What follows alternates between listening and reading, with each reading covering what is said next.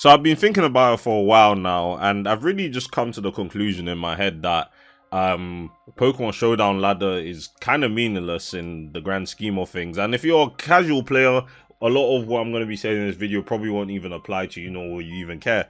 But for the people that want to actually see some tangible results in the community, or have the community at least acknowledge their skill level, or just want to you're leaning towards the tournament play, getting recognition as a player in the community, the ladder is not really the route to get there. And I'm going to be going over it in this video because I've been around for a long time in the community, almost 10 years now, and there's a thing where, from what I've experienced, no one really takes ladder too seriously.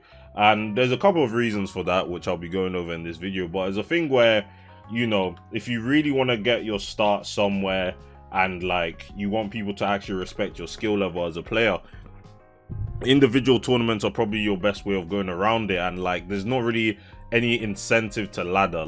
You ladder, but it doesn't actually mean anything in the long run in terms of trying to advance your skill level, your recognition in the community. And I say this because ladder, generally, people, a lot of tour players, a lot of people that actually are considered good, they don't really respect ladder. And I've seen this in multiple communities where everyone just thinks ladder is a meme and whatnot. And it is seen as a meme in some people's eyes due to the fact that it's a more casual sort of thing in terms of the ladder, because of the fact that it's like anyone can play on Pokemon Showdown. That's the thing. You queue up on Pokemon Showdown, and there's a thing where anyone can play with their meme team and not trying to play. It's not always 100% competitive teams. You look at the Natdex Uber's low ladder, for example, even Natdex OU low ladder, is a lot of people using theme teams like Cynthia and Ash and all those sort of things. And even when you start climbing up, you could still see people memeing around in the higher elos, depending on which ladder it is. And yeah, you get to the top of the ladder, for example, and where is it? You get to the top of the ladder, let's just say in the lower tier, for example. I think OU and randoms are in a different categories. There are more anomalies, because random battle, you have to be good to get to the top of the Gen 9 Rambats ladder, but it's a thing where it's still the most played ladder on the site, so it doesn't really matter in the grand scheme of things. But if you're playing lower tiers, for example, or just OMs, for example, I'll say for monotype, you get to the top of monotype, and sure, you have Dew Amphibian here, who's 90% GXE. He gets drafted in every monotype team tour. But you also have some other low-key ladders, let's just say Natdex monotype, for example. And I don't know if this is an alt or so on, it probably is, but there's a lot of players that aren't necessarily getting drafted in these Natdex mono team tours, even Natdex team tours, because no one really, you could say your best achievement is getting to the top of this ladder, for example, but a lot of managers will just be like, well, where are your tournament results? Who have you beaten? You could be, anyone can beat anyone on the ladder. I've beaten some of these guys in the monotype, top 10 or even top 20. I've beaten some of these people. It doesn't really matter. You can beat anyone, but it's all about tournament results, how high you really go, and no one really takes ladder into account. And that's the thing. Even if you look at OU, for example, how many of these guys outside of let's say Finchinator, who's at that's not even Finchinator, maybe that's a Finchinator ult, but even so, outside of Finchinator, even if that's him or anyone else, these are not names of any known tournament player unless these are alts. Again, I'm assuming that they're not alts, but I haven't seen anyone's name that I particularly recognize, even in the top 100 of OU, or even One Last Kiss. I'm aware of this player, but even in the top 105, there's not that many names that I recognize. And there's a thing, how many of these players actually play in OU at the highest level, in other tours like SPL or Smogon official tournament, and that it's not that many people. And it's the thing where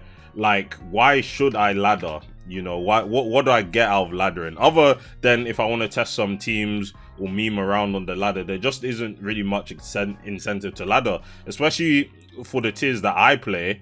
NFE doesn't even have a ladder. Natdex monotype is a somewhat active ladder, and obviously monotype is an active ladder when I was at least playing it on a regular basis.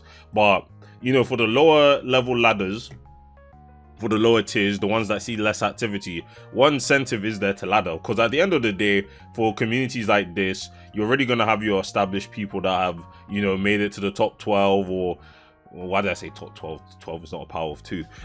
Top 16 of, you know, certain seasonal tours. And I'm just like, how do those guys even ladder often? And that's the thing, like, everyone is just going to be testing with players that they know are good if they want to see their teams, and you're really just laddering for the seeing your name at the top of the elo, seeing your elo getting to 1653, for example, or even something like 2537. Like Michael the Best, of course this guy's one of the best players like ever, really, but like something like this, like, it doesn't really mean much for him, because like he's still gonna get drafted in pretty much every team tool he signs up for. So like the more as the generations have gone on, it's just a thing where I'm just like, what's the point in laddering? Like, I already hated laddering from as early as Generation 7, and that was back in 2016, 8 years ago. I've hated laddering then, and I still don't really see much of an incentive to ladder now, because it's the thing where you ladder for so much, and like, what do you gain? Like, if you lose because you get a bad match, like, it's so swingy in a way. Like, you could be laddering, you face someone on their thousands because they're smurfing, for example, and if you don't know what smurfing is, it's essentially a better player starting in a lower elo, for example. The term was mainly used referring to League of Legends, for example, but smurfing does exist on Pokemon Showdown, and the biggest example of this is Suspect Test Rex. Like, you start laddering from 1000, and the odds are you're not going to be facing a player that's actually at the 1000s level, and it's a very minority, like a large minority, that makes no sense, small minority of people that are actually within like the 1000s, that are like people that are like 11 or 12 years old who just started out playing competitive Pokemon. When you start Suspect Test Rex, the odds of facing someone actually that deserves to be in that elo is like pretty much 0%. Like, is a negligible percentage, and you're going to be facing people you know, that are actually just trying to get their Suspect Test Rex. And you know, if you lose that at a decent elo, like let's say you're 1400s against a 1000s, again, this does happen on less active ladders, you're going to lose so much elo for what? Just because this guy might have hacked you to win the game, or you know, they made a move you weren't even expecting because you expected them to be a worse player, but no, they're actually a player that's might be on the same skill level as you or superior. Like, again, like and you know, we're having all these conversations about the fact that Suspect Test Rex have to be changed for OU, especially after the Curum suspect nonsense that went on, and like that happening is a proof of the ladder, the issues with the ladder. Like, conceptually there's issues with the ladder, and it's not because the Curum suspect test like fraud didn't happen because people are like, you know, ladder doesn't mean anything. It means something in the context of you do have to ladder to get Rex to vote in the suspect test. Was a thing where people have realized the drawbacks and the disadvantages of the ladder, and they're like, yeah, fuck this shit, we're not doing that.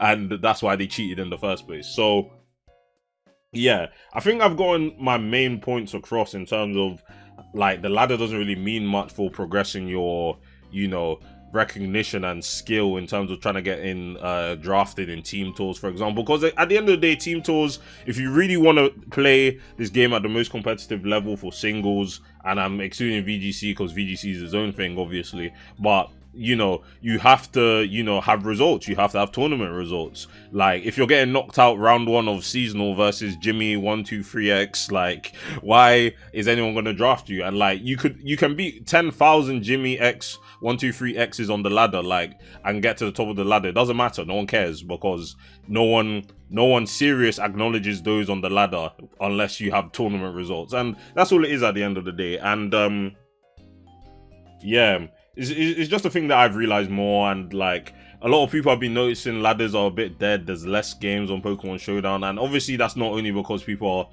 are realizing ladder is not really that important in the grand scheme of things. Again, casuals use this site a lot, as much as the there's more casuals than tour players. Like, they're in the majority, but it's just a thing where like, it's not an enjoyable experience, like, if you really want a ladder, because it's a thing of winning and losing elo against someone you shouldn't really be losing elo again. Your progress is basically set back. Like, it's a stressful and it's just an annoying thing to do on a consistent basis, and me personally, I see no benefit, no incentive for me laddering at all, because at the end of the day, I'm going to play in these tournaments.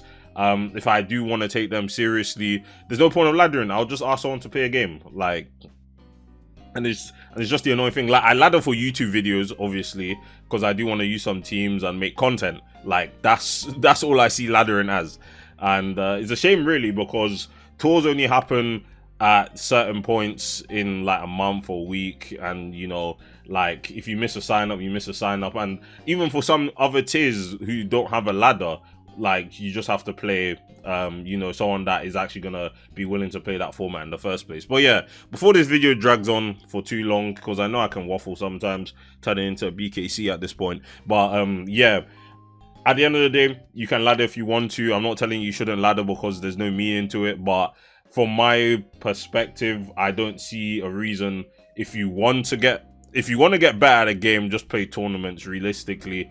Play more tiers. Again, I've made a video on that. I'll put that in the link. I'll put that link in the description. And yeah, just sign up for tours and see how far you get.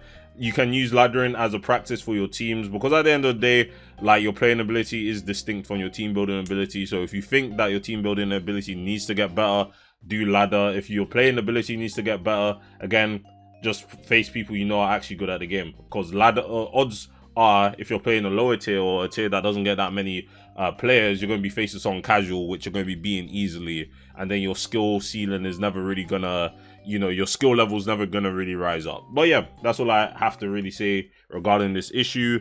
There was a lot of things on my mind in terms of making other videos, but I'll get to it when I get to it. But yeah, thanks for listening, guys. Hopefully you can understand where I'm coming from. If you disagree, agree with me, let me know. And yeah, I'll see you in the next one. Peace.